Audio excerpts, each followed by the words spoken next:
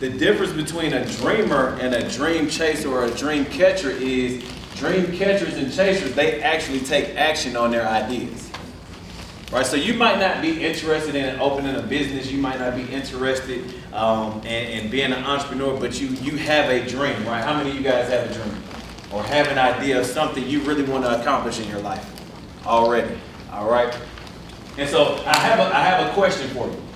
I have a question, and I want y'all to even think about this, right? My question is to you guys is, what is a dream that you might go after, or a goal that you might set for yourself if you knew there was zero chance that you would fail? And you don't have to answer it right now, but I really want you to think about it. What is something that I would attack, or something I would actually go after and do if I knew the only chance that I have is to succeed? No matter what I do, I'm going to succeed. What is it that I would do? And I want you guys, when y'all have some time to yourself, when you go home today, when you're on the ride home from here, whenever you get some time to yourself, I want you to sit with that question. I want you to sit with it, and I want you to give yourself a real opportunity to answer. Because here's the thing that you guys got to understand. I want you to understand that there are different variables that stop us from going after our dreams and the things that we really want in life. You guys understand that? There are variables that prevent us from going after what we really want in life. But I'm going to talk about really one that's common amongst all of us. There's one common variable that stops many of us from going after our dreams and really attacking our life like we want to. And that variable is the fear of failure. Y'all hear me? Yes, sir. The fear of failure, right? Like there's a thought in our mind many times that we could literally fall flat on our face. Right? We could literally fall flat on our face, and that thought many times it outweighs our potential God-given destiny. It outweighs us. It outweighs our opportunity to go after something we really want. We think about, man, this might not work. Man, but what if this happens? Man, but what if this goes wrong? You know what? I'm not going to do it. It's a little too hard. It's a little too demanding. It's going to require too much from me. So it was a good idea though. But I'm not going to do it. And here's the truth. Y'all want to know the truth? I love to talk about the truth. Y'all want some truth? Yes, Say I want some truth, coach. Say I want some truth, coach. I'm going to give y'all some truth, all right? So the real hidden truth behind the fear of failure is the thought that if and when we fail, it's over. That if we fail, there's nothing left that we can do to help. There's nothing more that I can do to make this work. And so we find ourselves giving failure too much power. We give failure too much power over our lives. We give failure too much power over our dreams. We give failure too much power over what it is that we can actually accomplish. And so because I believe that I'm in the midst of greatness, I know everybody here is not interested in opening their own business. You know, some of you all are interested in doing some other great things. And so I know that I'm in the midst of greatness. And so I want to give you guys something today to not just eliminate that fear of failure, but I want to give you a new way of thinking about it and a way to embrace it. I want to give you a new belief. And that new idea, that new belief is understanding that failure doesn't mean final. I want y'all to say that with me. Failure doesn't mean final. Say it with me. Say it. Failure doesn't mean final. Failure does not mean that it's over. Failure does not mean that your dreams are over. Failure does not mean that your goals are unattainable. Here's what you got to understand about failure, because it is necessary. Failure is necessary along your journey to succeed. It's got to be a part of it. And failure is only a moment of adversity that allows you to see who you are and what you are really made of. That's what failure is. Failure is just a moment of adversity, right? You know what adversity is, right? Adversity is when things go wrong, when things go a different direction than you thought it would go, when things don't happen the way that you planned it. Things are going to go wrong. And failure gives you that moment for you to look yourself in the mirror and be able to say, who am I really? Do I really want this? And here's something you got to understand about being a dream chaser and a dream catcher. Being something that goes after something great. It requires you to not only be fearless, but it requires you to ignore certain things. It's going to require you to ignore some things, right? And here's some of those things. These are my three favorites, right? One of my three favorites is sometimes things are going to be hard. That's the reality of chasing greatness. That's the reality of chasing success. There are going to be moments when it's hard. And when those moments get hard, instead of you deciding to quit, you find the will, you find the reason, and you find the way to keep going. You ignore the pain that you might experience. You ignore the obstacles that might get in your way. You ignore the challenges that are going to be waiting on you. And you figure out a way to stay locked in on your dreams, to stay locked in on your goals, and to keep moving. And for some of you in here, you're going to have people tell you, hey man, you're too young to think like that. You're too young to go after something like that. You're too young to think about being an entrepreneur. You're too young to go after your dreams right now. You're too young. And instead of you being discouraged, instead of you experiencing moments of doubt, you become motivated. Oh, you think I'm too young, huh? Oh, that's what you think about me? That's what you believe? And here's one of my favorites, right? Here's what people love to say about people who dream. This is what they love to say about us. They love to say, hey man, you do know nobody's ever done that before. You do know nobody in your family has ever done anything that cool before. Nobody in your family has ever had ideas like that. Nobody has ever thought of something like that. Who do you think you are?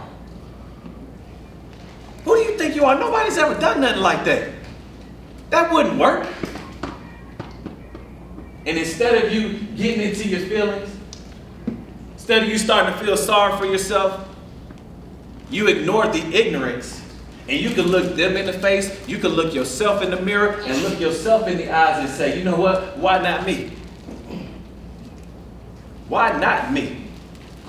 I know what you're saying, I know what you believe, I know what you think, but why not me? Got a quick story for y'all, man. Quick story. Back in 2018, man, my family and I, my immediate family, we decided to jump off the ledge into a family business, into family entrepreneurship. All right, we all had our individual businesses, had individual things going on, but we decided, hey, we're going to take a step as a family and start a family business, and we created and started a trampoline park called Gravity in Snellville, Georgia, in Gwinnett County. Gravity, y'all been to trampoline parks before? Right? So I started my own back in about 2017, right? Our first year we did really good, did over $800,000. It wasn't even a full 12 months. Our second year we eclipsed the $1 million mark, did really great. The next few years we kept rolling, our customer base was growing. You know, we weren't a big Sky Zone type franchise, we were a family small business, right? But we were doing great. And then y'all know what happened in 2020, right? Everybody knows what happened, right? Everybody got slapped in the face. Everybody got sucker punched. Everybody took a punch to the gut. And we did too. Our business did. Nobody was throwing birthday parties for their kids anymore. Nobody was coming in to come jump anymore. Nobody was coming in to have a good time. And failure struck. It struck my family business. And we had to close. And we had to experience pain. We had to experience hardship. We had to experience failure. We experienced failure. And I had to quickly get into my mind that failure doesn't mean final. Failure doesn't mean that it's over. Because I'm going to tell you guys, see, before I opened the trampoline park, I never really thought about being a professional motivational speaker, right? I never thought, man, being a speaker is something that you can do. And I'm going to tell you, sometimes Failure is going to introduce you to a dream that you've been ignoring all along. You've been ignoring a dream all along. Sometimes failure is going to be a wake-up call for you. Because I knew that I loved speaking. I knew that it was something I was passionate about. I knew that I loved young people. I knew that it was something that I would do any day, every day of the week if given the opportunity. But to do it as a business, to do it professionally, like, do people really make money doing that? Like, is that a real thing? So my small-mindedness, I said, hey, I'm just going to take this grand idea over here to create the wealth that I want for my family. And in a blink of an eye, it was snatched from me. It was taken from me. It was removed from me.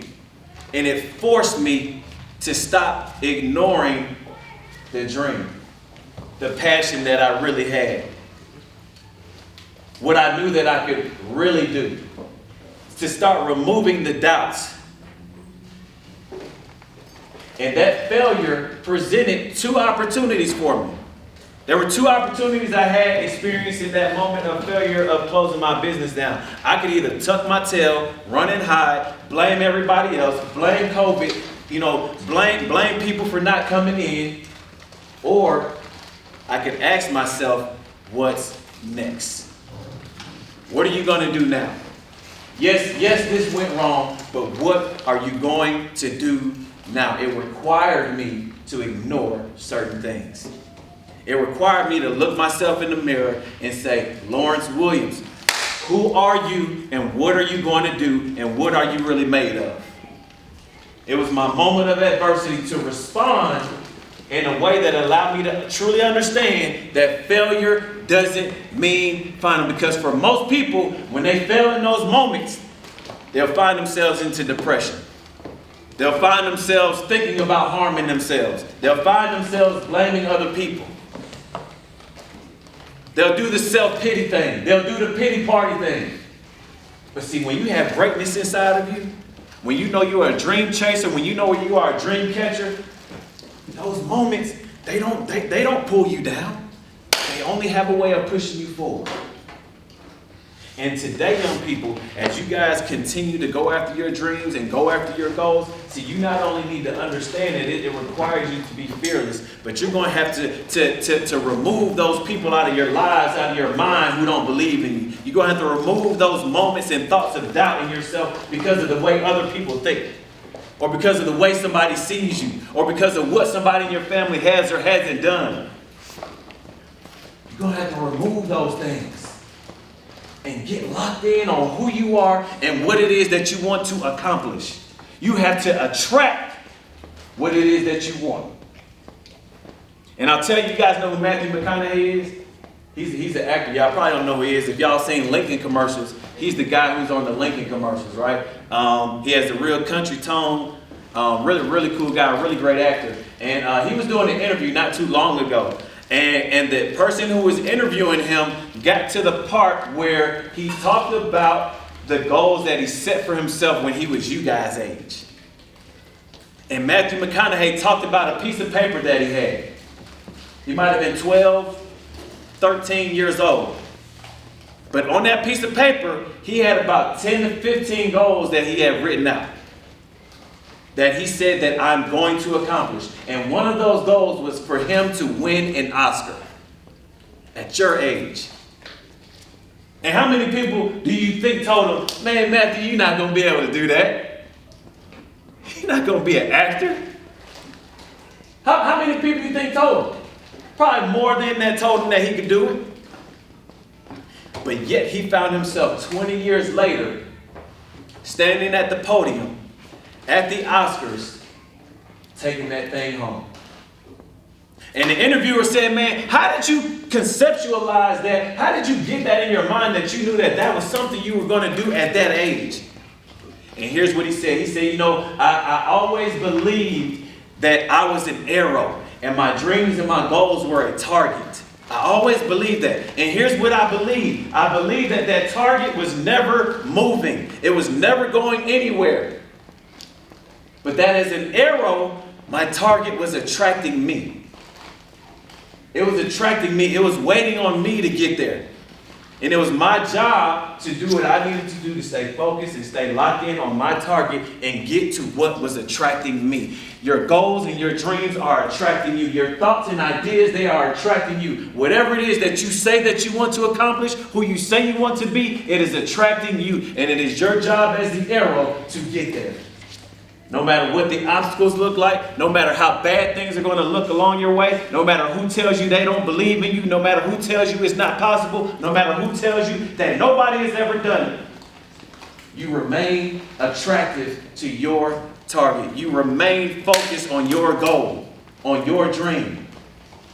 And as you all leave this door today, as y'all leave the building today, as you go back into your everyday life, don't go back into your every way of thinking. You need to flip a switch today. Flip the switch today of being a dream chaser and a dream catcher. Go after your dreams without that fear of failure. And here's what you got to do.